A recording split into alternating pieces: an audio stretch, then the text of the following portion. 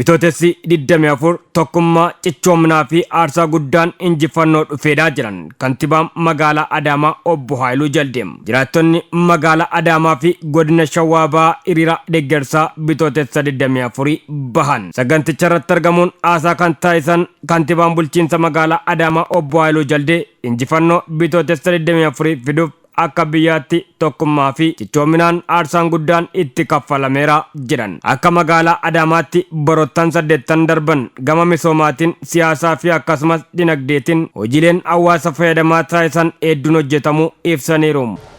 Injifannoon guyyaarraa kabajnu kun kan gonfatame salphaatti miti.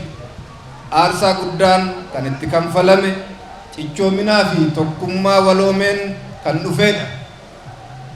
Kanaafuu injifannoo guyyaarraa yemmuu kabajnu wareegamtootaaf kabaja guddaa kennaa dhaloota dhufuuf fakkeenya gaarii taanee injifannoo kana ceesisuudhaaf cichoominaan kan hojjennu ta'a.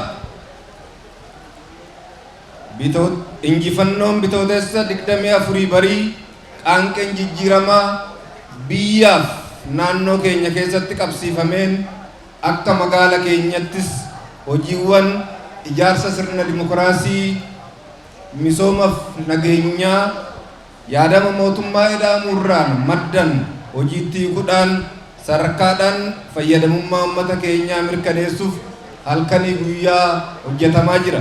Sochii hanga ammaatti taasifame keessattis hirmaannaan hawaasaa olaanaa ta'uu himan injifannoo argame ceesisuuf kutannoon kan hojjetamu ta'uu kaasanii uummannis deeggarsa taasisaa jiru daran cimsee itti fufuu akka qabu dhaaman. Bu'uuruma kanaan hojiiwwan waggoottan darban akka waliigalaatti hojjetamaa turaniin sadarkaa magaalaa keenyattis bu'uuraalee misoomaa dinagdee magaalaa si'eessan caalman hojjechuu hojiiwwan hawwattummaa fi miidhagina magaalaa Adaamaa sadarkaa olaanaatti ceesisan hojjechuu oomishtummaa magaalaa guddisuun qaala'insa jireenyaa hammaataa dhufe salphisuu fi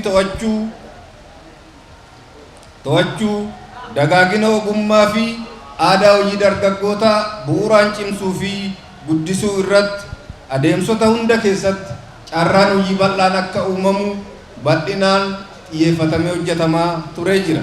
Ammas hojjetamaa jira. Hirmaannaaf qooda fudhannaan uummata keenyaa iddoo olaanaa akka qabu mootummaan keenya ni amana. Nutis kana amanuudhaan hojjechaa jirra. Bitootessi 24 imala jijjiirama biyyattiif guyyaa bu'uurri itti kaa'amedha kan jiran ammoo bulchaa bulchiinsa godina Shawaa Bahaa obbo Abbaabbuu Waaqooti. Adda imala jijjiirama biyya keenyaatii fi bu'uurri cimaan itti kaa'amedha.